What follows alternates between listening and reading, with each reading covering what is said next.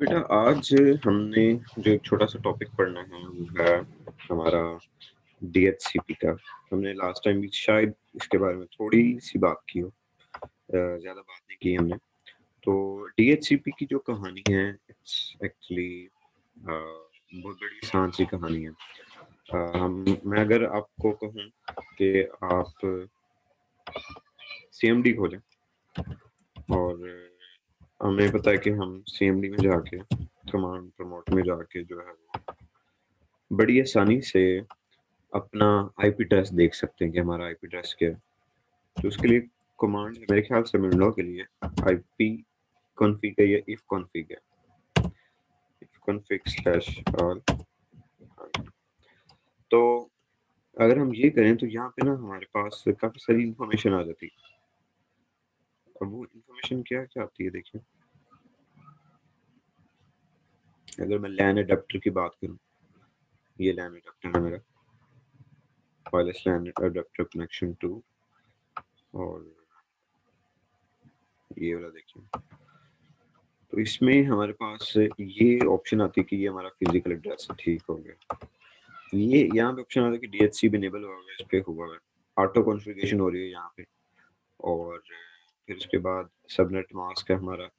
ये वाली जो फ़ील्ड्स हैं, ये वाली जो फ़ील्ड हैं, lease obtained, lease expire, default gateway, DHCP का सर्वर, ये वाली जो कुछ बातें हैं ना ये वाली, तो ये वाली हमारे इसी डीएचसीपी के अंदर ही आज के टॉपिक में हम इनके ऊपर ही बात करेंगे कि ये सारी क्या-क्या चीज़ें होती हैं। लीज़ से क्या मुराद है और इससे सारी चीज़ों से जो है वो क्या मुराद है हमारी। और ये मेरा डिफ़ॉल्ट गेटवे राउटर है और यही ये डीएचसीपी का जो सर्वर है ये भी डीएचसी का सर्वर ही मेरा डिफ़ॉल्ट गेटवे राउटर के तौर पे जो है वो एक्ट कर रहा है।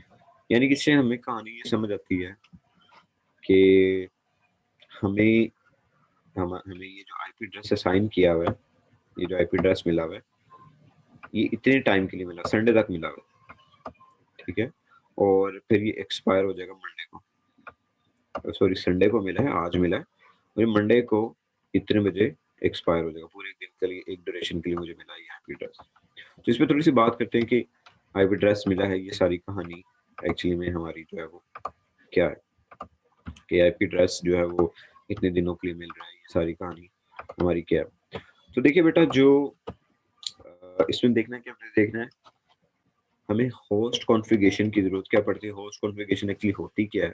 इन सिंपल वर्ड्स, थोड़ा-सा हिस्टोरिकल बैकग्राउंड देखेंगे कि डीएचसीपी से पहले भी तो अ, आपकी जो है वो फिज़िकल एड्रेस की mapping with IP address, physical address की मैपिंग आईपी एड्रेस, क्योंकि हम पीछे मोबाइल आईपी पढ़ के आ रहे हैं। तो मोबाइल आईपी में हमने देखा हुआ है कि फिज़िकल एड्रेस किस तरह से लॉजिकल एड्रेस के साथ आईपी एड्रेस के साथ मैप हो रहा है। तो डीएचसीपी ना होने से पहले डीएचसीपी अब आया है। It's a successor of any of the protocol. तो इससे पहले जो है वो क्या होता होगा?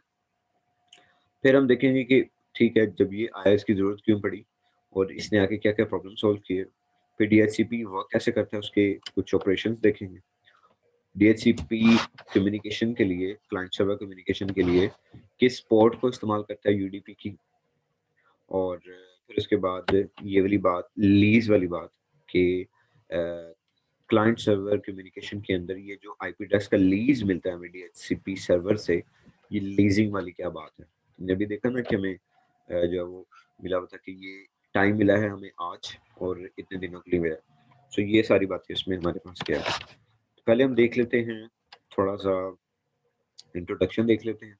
छोटा-सा चैप्टर है ये, छोटा-सा थोड़ा-सा इंट्रोडक्शन होगा इसमें। डीएचसीपी के ऑपरेशन की बात की जाएगी और फिर आखिर पे कॉन्फ़िगरेशन की बात करेंगे। तो बड़ा आसान सा है और फिर आप इसे सिस्को पैकेट ट्रेसर के अंदर एक छोटी-सी टोपोलॉजी बना के खुद भी कॉन्फ़िगरेशन कर सकते हैं। जिस तरह से हमने आर्क के लिए किया था, आप इस तरह से खुद भी जो है वो इसको वहाँ पे इम्प्लीमेंट करके विजुअलाइज़ कर सकते हैं कि ये किस तरह से जो है वो काम कर रहा है। तो देखिए बेटा, बड़ी सादी-सी बात है कि जो भी कंप्यूटर टीसीपी आईपी प्रोटोकॉल इस्तेमाल कर रहा है, इसका मतलब है कि वो अगर टीसीपी आईपी प्रोटोकॉल इस्तेमाल कर रहा है, तो उसे आईपी एड्रेस पता होना चाहिए। चाहे वो कंप्यूटर क्लासलेस एड्रेसिंग इस्तेमाल कर रहा है या जो भी है वो सबनेट का मेंबर होता है और उसे उसके बारे में पता होना चाहिए। लेकिन कम्युनिकेशन के लिए एक सिस्टम की दूसरे सिस्टम के साथ कम्युनिकेशन के लिए इंटरनेट पे कम्युनिकेशन करवाने के लिए सिर्फ आईपी एड्रेस का पता होना काफ़ी नहीं होता।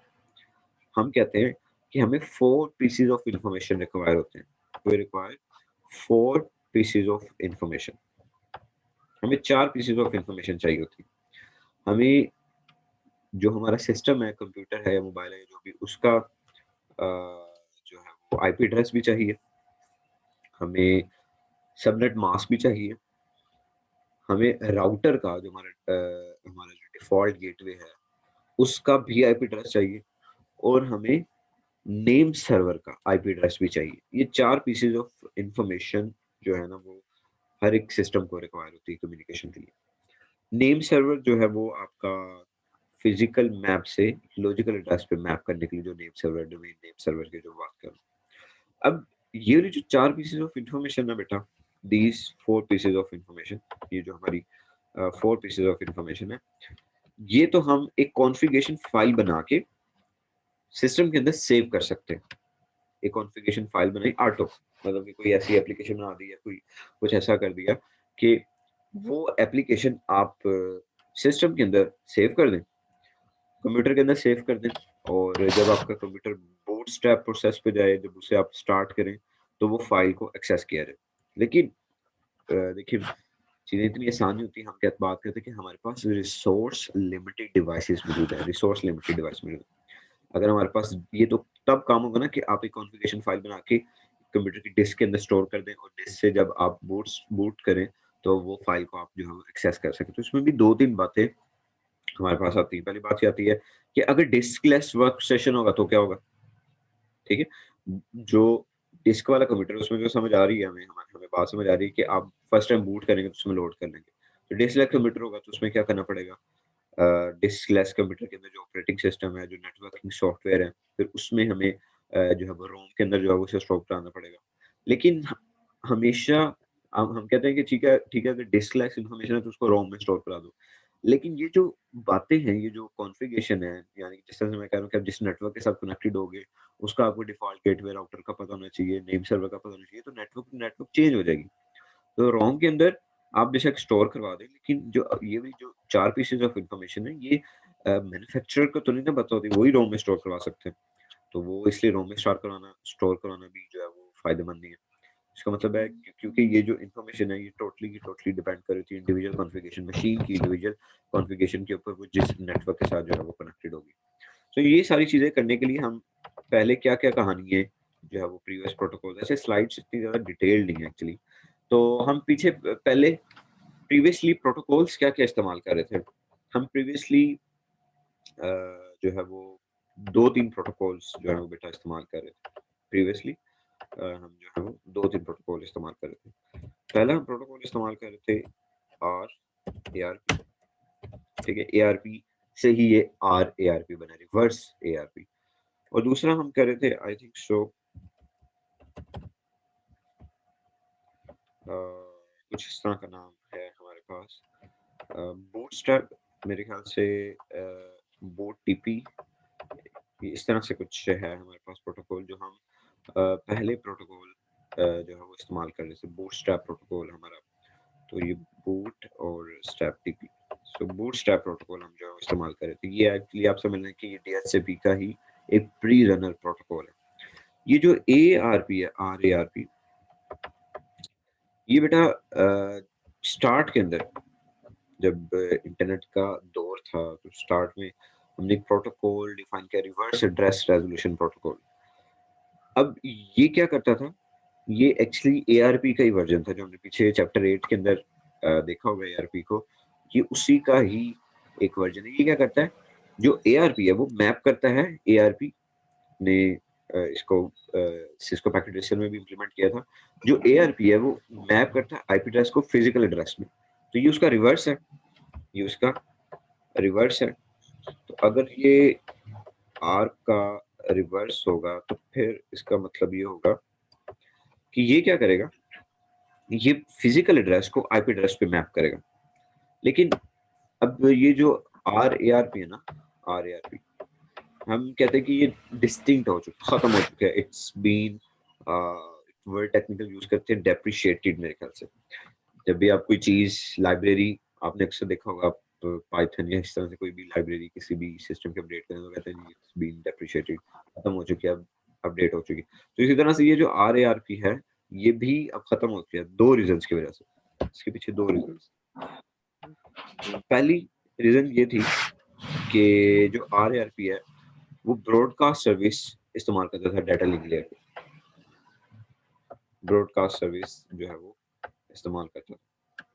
अब इसका मतलब है कि आरआरपी सर्वर हर नेटवर्क के अंदर मौजूद होना चाहिए, ऐसा नहीं हो सकता। तो एक तो पहले ये रीजन कि अगर ये ब्रॉडकास्ट सर्विस इस्तेमाल करें डाटा लिंक लेयर के ऊपर, तो आप हर नेटवर्क के अंदर आरएआरपी के लिए जो है वो आरएआरपी सर्वर मौजूद होना चाहिए हर नेटवर्क के अंदर, जो कि फिजिकली तौर पे ऐसा पॉसिबल नहीं है। सेकंड इसकी रीजन ये है कि आरएआरपी आपको सिर्फ आईपी एड्रेस जो कंप्यूटर का है वो प्रोवाइड करता है। लेकिन आज जो कंप्यूटर से हम कम्युनिकेशन करवा रहे हैं, सबसे बड़ी रीजन ये सेकंड रीजन ये सबसे बड़ी रीजन जो है ये हमारे पास सेकंड रीजन ये कि जो आरएआरपी है, RARP this only provides you, ये जो आरएआरपी जो सेकंड रीजन है, सेकंड रीजन ये है कि जो हमारा आरएआरपी है, it can only provide IP address, सिर्फ आईपी एड्रेस प्रोवाइड करते हैं। जबकि हम बात करते हैं कि हमें 4 पीसीज ऑफ इंफॉर्मेशन चाहिए, 4 पीसेज ऑफ इंफॉर्मेशन हमें चाहिए होती है, जो हमने ऊपर देखा कम्युनिकेशन के लिए। सो इस वजह से आरएआरपी को हम अब यूज नहीं करते। फिर इसके बाद जाहिर सी बात है आरएआरपी नहीं था तो हमारे पास जो दूसरा पॉसिबल जो प्रोटोकॉल था, क्योंकि हमने काम तो लेना ही है, तो दूसरा जो है वो प्रोटोकॉल क्या था हमारे पास, वो था बूटस्ट्रैप प्रोटोकॉल।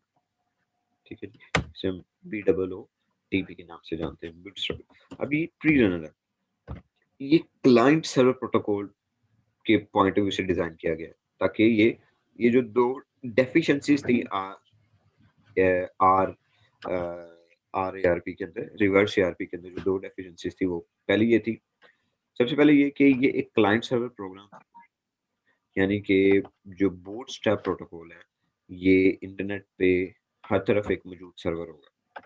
बूटस्ट्रैप सर्वर जो है वो हमारे इंटरनेट पे हर तरफ मौजूद होगा।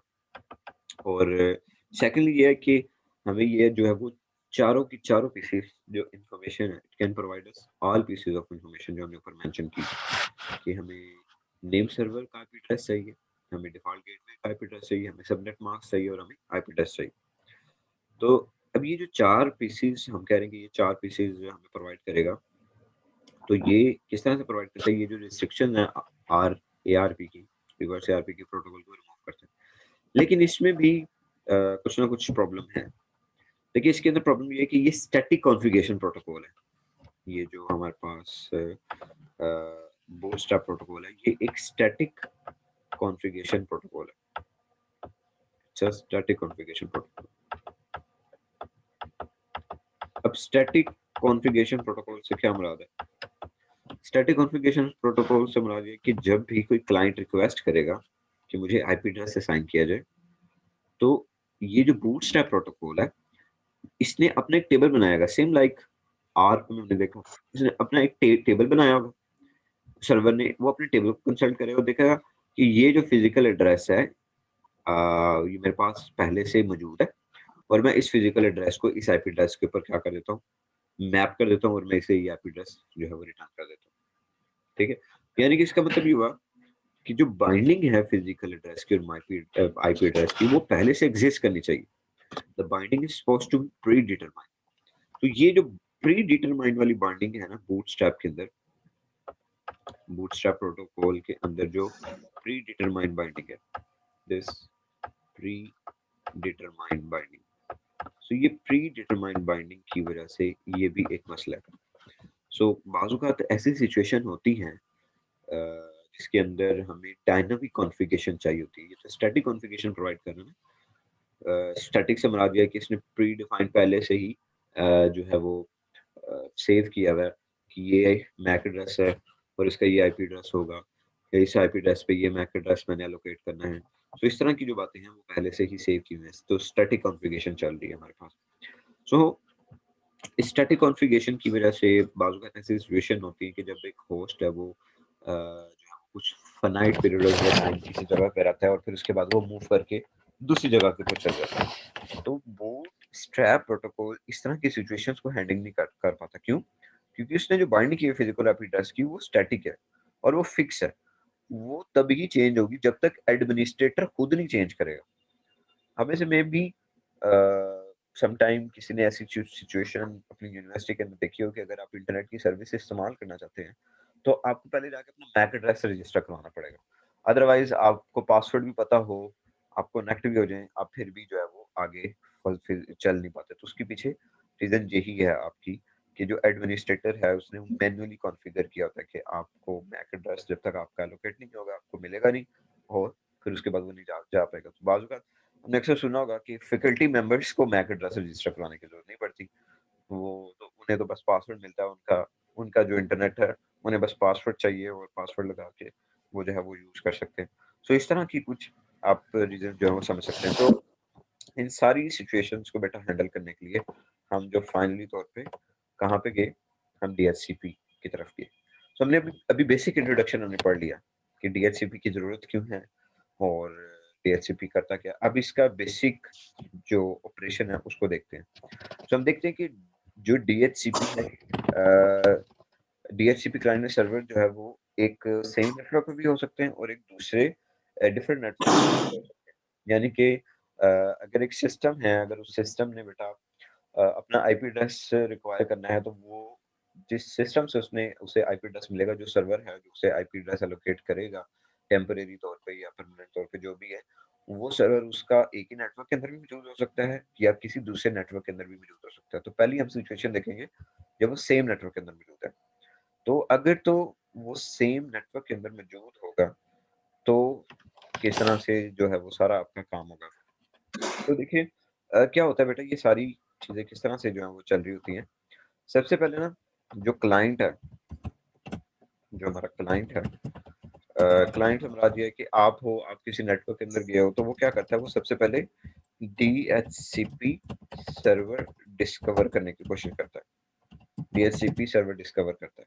डीएचसीपी सर्वर डिस्कवर करने से मुराद ये है कि वो एक पैकेट भेजेगा, ब्रॉडकास्ट करेगा पैकेट, ठीक है? वो पैकेट ब्रॉडकास्ट करेगा अपने सारे नेटवर्क पे, सबको पैकेट भेजेगा। सिस्टम डिफ़ॉल्ट गेटवे राउटर पे भी हो, जिस स्विच के साथ भी कनेक्ट हुआ है, सारों पे वो एक जो है वो मैसेज भेजेगा और उस मैसेज में क्या होगा, वो ये मैसेज होगा एक्चुअल में, ये इस टाइप का मैसेज होगा। उस मैसेज में क्या होगा, उस मैसेज के अंदर वो मेंशन होगा कि वो किस पोर्ट नंबर से जनरेट हो रहा है और वो किस पोर्ट के ऊपर जा रहा है, 67 पोर्ट के ऊपर जा रहा है और बाय डिफ़ॉल्ट क्योंकि अभी देखिए उसे मिला तो नहीं ना, उसका आईपी एड्रेस तो नहीं मिला, आईपी एड्रेस ढूँढने के लिए ही वो ये कर रहा है, तो वो क्या करेगा, जो क्लाइंट आईपी एड्रेस है उसकी फ़ील्ड को 00 कर देगा और जो सर्वर आईपी एड्रेस होगी उसकी सारी फ़ील्ड को 11 11 करने से मुराद क्या होगी, 11 करने से मुराद होगी कि वो जो है वो उसकी सारी फ़ील्ड्स को 255.255.255 इस तरह से सारों को कर देगा। ऑक्टेट जो है 255 का भेज देगा क्लाइंट के लिए। तो सबसे पहले डिस्कवर होगा। यानी कि आप ये बिल्कुल बात समझ लें कि अगर आप किसी घर में गए हैं, किसी जगह पे, किसी बिल्डिंग में गए हैं, तो आप सबसे पहले वहाँ जाके पूछेंगे कि यहाँ पे मैनेजर कौन है? ठीक है जी, तो ये डिस्कवर वाला जो पैकेट है बिल्कुल वैसे ही काम कर रहा है कि डीएचसीपी क्लाइंट की तरफ से जो है वो क्लाइंट की तरफ से मैसेज आएगा कि मुझे ये आईपी एड्रेस चाहिए, तो यहाँ पे डीएचसीपी सर्वर है या नहीं है। फिर उसके बाद बेटा डीएचसीपी सर्वर के डिस्कवर होने के बाद मैसेज जो है वो आपका रिप्लाई पैकेट आएगा। आपका रिप्लाई पैकेट आएगा और उस रिप्लाई पैकेट के अंदर अ, आपका जो है वो सर्वर का आईपी एड्रेस लिखा होगा। क्लाइंट का जो अब आईपी एड्रेस होगा वो 11111 होगा क्योंकि वो उसने अभी एलोकेट करना है और वो अ, जो है वो 67 पोर्ट नंबर से भेज रहा होगा और जो क्लाइंट को वो पैकेट भेजेगा वो 68 पोर्ट नंबर के ऊपर अब जो है वो जाएगा। सो इस तरह करके ना ये पूरी जो कम्युनिकेशन है वो चल रही है। हम इसे अच्छी तरह से देखेंगे कि क्या-क्या स्टेप्स जो हैं वो इन्वॉल्व होते हैं। तो अब जब वो रिप्लाई का मैसेज करेगा, यानी कि आप ये समझ लें कि इसने किया कि हेलो यू देयर, वो आगे से रिप्लाई करेगा यस आई एम हियर। फिर उसके बाद आगे फर्दर फर्दर मैसेज में जो है वो जो आपका सर्वर है वो सर्वर अवेलेबल जो भी पूल में उसके पूल में जो भी अवेलेबल आईपी एड्रेसेस होंगे, वो अवेलेबल आईपी एड्रेसेस में से एक एड्रेस चूज़ करके उसे मैसेज भेज देगा, उसके कहेगा कि आपको ये वाला आईपी एड्रेस अगर मैं दे दूँ तो विल यू बी कंफर्टेबल? तो वो फिर आगे एक्सेप्ट कर लेगा और फर्दर यानी कि स्टेप्स को हम अभी थोड़ा-सा देखते हैं, लेकिन हम ये देख रहे हैं कि अगर आप एक डिफरेंट नेटवर्क के अंदर हो, तो अगर एक सेम नेटवर्क के अंदर हो, तो एक सेम नेटवर्क के अंदर किस तरह से जो है वो आपकी पॉसिबल कम्युनिकेशन जो है वो होती है। तो किस तरह से पोर्ट्स की मदद से जो है वो पहले डिस्कवर मैसेज भेजा जाता है। इसी तरह से अगर आप बेटा एक डिफरेंट नेटवर्क के अंदर हो, लेट्स से कि आप इस नेटवर्क के अंदर हैं और आपका जो डीएचसीपी सर्वर है जिसे आपने आईपी एड्रेस लेना है, वो एक दूसरे नेटवर्क के अंदर मौजूद है। तो अब क्या होगा? अब यहाँ पे उसी तरह से काम तो वही होगा, जो डीएचसीपी क्लाइंट होगा वो डिस्कवर मैसेज भेजेगा। लेकिन चूँकि ये ब्रॉडकास्ट मैसेज भेज रहा है और ब्रॉडकास्ट मैसेज होने की वज़ह से आपका जो डिफ़ॉल्ट गेटवे राउटर होगा, उसपे बाय डिफ़ॉल्ट एक पॉलिसी सेट हुई होगी कि वो सारे इस तरह के मैसेजेस को क्या कर दे, डिस्कार्ड कर दे। तो उस केस के अंदर हमें एक राउटर इस तरह से या सिस्टम एक राउटर इस तरह से डेडिकेट करना पड़ता है जो कि इन मैसेजेस को अंडरस्टैंड कर सके और डिस्कार्ड ना कर सके। क्योंकि बाज़ औक़ात आपने इस तरह की पॉलिसी सेट की होती हैं अपने राउटर्स के ऊपर, डिफ़ॉल्ट पे, गेटवे के ऊपर कि इस तरह के जो भी मैसेजेस आएँ, आईसीएमपी के रिक्वेस्ट आए या इको रिक्वेस्ट आए, जिस तरह से भी इस तरह की रिक्वेस्ट है, वो उन सारों को क्या करता है, ड्रॉप करता है। तो उनको डिस्कार्ड करते हैं जिनको लेना। तो अब इन इन ऐसी सिचुएशन से बचने के लिए आप क्या करते हैं, आप एक रिले एजेंट जो है वो सेट कर देते हैं। एक रिले एजेंट, रिले बिल्कुल एक अगर आपने जैसे एक रिले होती है, हार्डवेयर का काम है, स्विचिंग कराती है। आपने अगर हार्डवेयर देखा हो, उसमें एक रिले कंपोनेंट होता है हमारा, उसका सिर्फ़ का क्या काम होता है, स्विचिंग कराना। तो वन पॉइंट से दूसरे पॉइंट को जो है वो स्विच कर देना। तो ये क्या करेगी, उस रिक्वेस्ट को लेके और आगे जो भी डेज़िग्नेटेड डीएचसीपी सर्वर होगा, ये उसके ऊपर उसे रिक्वेस्ट फॉरवर्ड कर देगी कि ये यूज़र है और ये यूज़र जो है वो आईपी एड्रेस जो है वो अपना जानना चाह रहा है। सो ये डीएचसीपी ऑपरेशन तब होता है जब आप एक डिफरेंट नेटवर्क के अंदर मौजूद हो। आप एक डिफरेंट नेटवर्क के अंदर मौजूद हैं, तो उस केस में जो है वो आपका डीएचसीपी सर्वर किस तरह से रिक्वेस्ट करो, तो उस केस में आप स्पेशल एजेंट्स जो हैं वो रिले एजेंट्स जो हैं वो यूज़ कर रहे होते हैं। अब उसके बाद फर्दर है हमारे पास कि हम ज़ाहिर-सी बात है जब भी पढ़ते हैं तो हम पैकेट फॉर्मेट को ज़रूर जो है वो पढ़ते होते हैं। पैकेट फॉर्मेट्स को हम इसमें जो है वो ज़रूर देखते हैं। अच्छा, इसके साथ में एक छोटा-सी बात पीछे स्लाइड में उसने मेरे ख्याल से लिखी थी, if I am not wrong, उसने एरर कंट्रोल का भी कुछ ज़िक्र किया हुआ है। एरर कंट्रोल का भी उसने जो है वो कुछ ज़िक्र किया, यानी कि एरर कंट्रोल का सिनेरियो क्या हो सकता है? एरर कंट्रोल का सिनेरियो ये हो सकता है कि अगर एक रिक्वेस्ट पैकेट गया है क्लाइंट की तरफ से सर्वर को, तो वो लॉस्ट हो गया है, डैमेज हो गया है, और ये भी हो सकता है कि जो रिस्पॉन्स पैकेट आया है सर्वर की तरफ से क्लाइंट को, वो डैमेज हो गया। तो ये एरर जो है वो किस तरह से हैंडल होते हैं? तो या ऐसे सिनेरियोज़ के अंदर हमें we need a we need there is a need for error control जब हम जो है वो डीएचसीपी को यूज़ कर रहे होते हैं। तो डीएचसीपी जो है वो यूडीपी को यूज़ करता है, लेकिन यूडीपी जो है डज़न्ट प्रोवाइड एरर कंट्रोल। सो इसलिए डीएचसीपी के अंदर हमें एरर कंट्रोल का मैकेनिज़्म भी अकम्प्लिश करना है, लेना है, हासिल करना। तो जो एरर कंट्रोल है वो फिर 2 स्ट्रैटेजीज़ के थ्रू बेटा अकम्प्लिश की जाती है। वो भी आगे पैकेट्स में भी आप देखोगे। वो कहते हैं डीएचसीपी जो है वो यूडीपी यूज़ कर रहा है। अब वो क्या करेगा, डीएचसीपी कहेगा कि ठीक है यूडीपी का यूज़ करो, लेकिन साथ में चेकसम की फ़ील्ड भी यूज़ करो। तो जो चेकसम है यूडीपी के अंदर, वो अगर आपको याद हो यूडीपी का और टीसीपी का, इनमें जब डिफरेंसेस पढ़े तो हमने कहा था कि यूडीपी के अंदर जो चेकसम होता है वो एक ऑप्शनल होता है। तो हम उस ऑप्शन को जो है वो इस्तेमाल करते हैं। और दूसरी क्या स्ट्रैटेजी होती है जिसकी मदद से आप रिस्पॉन्स पैकेट के लॉस्ट होने के या डैमेज होने के या रिक्वेस्ट पैकेट के लॉस्ट होने या डैमेज होने का आइडिया कर सकते हो। दूसरी स्ट्रैटेजी हो सकती है कि जो डीएचसीपी क्लाइंट है वो टाइमर्स और रिट्रांसमिशन पॉलिसीज़ इस्तेमाल कर ले। अगर इतनी देर में मुझे जो है वो डीएचसीपी की रिप्लाई या रिक्वेस्ट नहीं आया, तो उसको स्पेसिफाई कर ले कि मैं इसके बाद फ्लड जो है वो दूसरा पैकेट जनरेट कर दूँगा। लेकिन इसमें भी हमने देखा था कि इसमें भी प्रॉब्लम्स आ जाते हैं बाज़ औक़ात। आप टाइमर्स लगाते हैं, आप रिट्रांसमिशन की पॉलिसी सेट करते हैं, तो आपको ट्रैफ़िक जाम से भी बचना पड़ता है। आपको ये भी देखना पड़ता है कि ये ना हो कि आगे कोई जो है वो प्रॉब्लम हो, बहुत सारे होस्ट को अगर आप रिट्रांसमिशन पे लगा देंगे, एक पावर फेलियर के बाद, तो फिर डीएचसीपी जो है वो किस तरह से जो है वो वर्क कर पाएगा। तो इसके लिए भी आपको कुछ ना कुछ मैकेनिज़्म इसमें जो है एम्बेड करना पड़ता है कि आप किस तरह से एक ट्रैफ़िक जैम को रोक सकते हैं। जब बहुत सारे होस्ट को रिट्रांसमिट करने की ज़रूरत पड़ेगी, तो वो उसके लिए फिर आपके पास क्या मैकेनिज़्म हो जाएगा बात का। पावर फेलियर हो गया, बंद हो गया, तो आप जब दोबारा ऑन करेंगे तो दोबारा से रिट्रांसमिशन करेगा क्योंकि उससे एक्नॉलेजमेंट पैकेट नहीं मिला हुआ। तो इस केस के लिए फिर हम जो है वो किस तरह से चलेंगे। अच्छा, तो हम खैर बात करना चाह रहे थे पैकेट फॉर्मेट के ऊपर। तो ये हमारा जो है पैकेट फॉर्मेट है और इसकी ये फ़ील्ड्स हैं। तो मैं आपको हमेशा ही कहता हूँ कि जो भी प्रोटोकॉल पढ़ रहे हैं, जो भी चीज़ पढ़ रहे हैं, उसमें पैकेट फॉर्मेट को आपने ज़रूर देखना होता है क्योंकि पैकेट फॉर्मेट का एनालाइज़ करना आपके लिए जो है वो बहुत ज़्यादा इम्पोर्टेंट है। सो अब अगर हम पैकेट को देखें बेटा, अगर हम इसके DHCP के पैकेट को देखें तो हमें इसमें काफ़ी सारी फ़ील्ड्स नज़र आ रही हैं। जैसे कि पहली फ़ील्ड है ऑपरेशन कोड की, जो पिंक कलर में हाइलाइट हुई है, ऑपरेशन कोड। सो ये 8 बिट फ़ील्ड है जो कि डिफ़ाइन करेगी कि DHCP का इस टाइम कौन से वाला ऑपरेशन चल रहा है। वो रिक्वेस्ट कर रहा है, वो रिप्लाई कर रहा है, वो डिस्कवर कर रहा है। आपको याद हो मैंने स्टार्ट में बताया था कि DHCP सबसे पहले DHCP क्लाइंट जो है वो सिस्टम में जिसे आईपी एड्रेस चाहिए वो एक डिस्कवर का पैकेट भेजता है। तो ये पैकेट जब ट्रांसमिट किया जाएगा तो ये कौन सा वाला पैकेट है, रिक्वेस्ट का है, रिप्लाई का है, डिस्कवर का है, एक्नॉलेजमेंट का है, क्या है ये। सो ये उसके लिए 8 बिट फील्ड जो है वो इस्तेमाल की जाती है। फिर इसी तरह से दूसरी फील्ड है हमारी हार्डवेयर टाइप की। सो हार्डवेयर टाइप ये भी 8 बिट फील्ड है जो कि डिफाइन करती है फिजिकल नेटवर्क की टाइप के। हर एक नेटवर्क के टाइप के लिए जो है वो आपने इंटीजर्स डेडिकेट किए हुए हैं। जैसे ईथरनेट आप इस्तेमाल करिए, भी फिजिकल नेटवर्क होता है, ईथरनेट का फिजिकल नेटवर्क इस्तेमाल हो रहा है, तो उसके लिए जो इंटीजर है वो फील्ड जो है वो 1 होगी। इसी तरह जो हार्डवेयर लेंथ है, ये भी 8 बिट फील्ड है जो कि डिफाइन करती है length of the physical address in bytes. कि ईथरनेट, इसके लिए मिसाल के तौर पर अगर आप ईथरनेट यूज़ कर रहे हैं तो उसके लिए वैल्यू उसकी 6 हो सकती है। इसी तरह से हूप काउंट है, ये भी 8 बिट फील्ड है जो कि डिफाइन करती है कि maximum number of hopes packets जो है वो कितने ट्रैवल करेगा और उसके बाद जो है वो डिस्कार्ड हो जाएगा। TTL time, basically time to live उसका डिफाइन करने के लिए। फिर उसके बाद transaction ID, number of seconds और फ्लैग। अब ट्रांजैक्शन आईडी जो हमारी फील्ड है ये भी 4 बिट फील्ड है जो कि एक इंटीजर वैल्यू से इंडिकेट की जाती है। Transaction identifier basically client set करते हैं और ये इस्तेमाल की जाती है ताकि वो रिप्लाई का रिक्वेस्ट पैकेट के साथ मैच कर सके।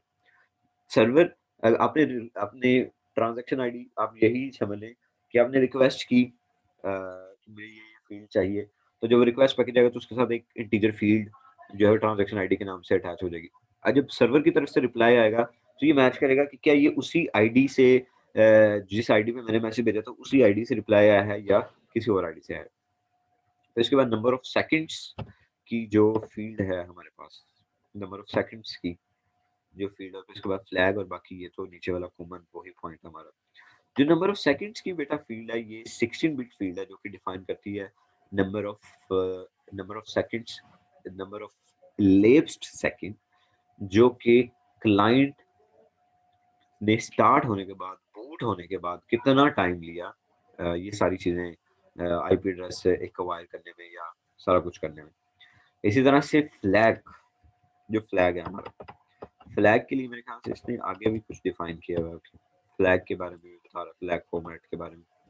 जो फ्लैग है बेटा ये भी हमारा 16 बिट फील्ड है जिसके अंदर जो लेफ्ट मोस्ट बिट होती है वो इस्तेमाल की जाती है। टोटल ये भी 16 बिट फील्ड है, इसमें जो लेफ्ट मोस्ट बिट फील्ड है ना वो, और बाकी 15 बिट 0 बिट्स होती है। 15 जो होती है वो 0 बिट्स होती है। ये 15 0 बिट्स होती हैं और एक जो है वो हमारे पास जो बिट होती है वो 0 होती है या 1 होती है। तो अगर 0 होगा तो वो यूनिकास्ट कर रहा होगा और नहीं 1 होगा तो वो ब्रॉडकास्ट करती है। यानी कि जो ये जो लेफ्ट मोस्ट बिट है ये स्पेसिफाई करती है फोर्स्ड ब्रॉडकास्ट रिप्लाई। यूनिकास्ट इसके सर्वर से जो है ये एक ब्रॉडकास्ट रिप्लाई है, बल्कि यूनिकास्ट नहीं, हालांकि सर्वर से जो रिप्लाई आना चाहिए वो तो यूनिकास्ट आना चाहिए ना। लेकिन बाज़ बार ऐसा होता है कि बाज़ बार क्या सर्वर जो है वो ब्रॉडकास्ट रिप्लाई कर रहा होता है। सो सर्वर के जरिए तो अगर ये वाला रिप्लाई यूनिकास्ट होगा तो डेस्टिनेशन आईपी एड्रेस और ये सारा क्लाइंट को जो है वो असाइन हो गया होगा। लेकिन जो क्लाइंट है उसे तो भी आईपी एड्रेस नहीं पता। सो उसको तो आप अपना आईपी, यानी कि ब्रॉडकास्ट जब पैकेट होगा तो उस ब्रॉडकास्ट पैकेट के अंदर जो क्लाइंट है उसे अपना आईपी एड्रेस नहीं पता। बाकी जितने भी क्लाइंट्स हैं अगर वो ब्रॉडकास्ट करते हैं जैसे सर्वर है उसने सबको रिप्लाई कर दी कि ये आपका आईपी एड्रेस है, बाकियों को तो उसका आईपी एड्रेस नहीं पता होगा। तो इसलिए वो क्या करेंगे, वो इसको इस पैकेट को ही जो है वो डिस्कार्ड कर देंगे। सो इसलिए जो है वो ये कुछ इस तरह की चीज़ें चल रही होंगी।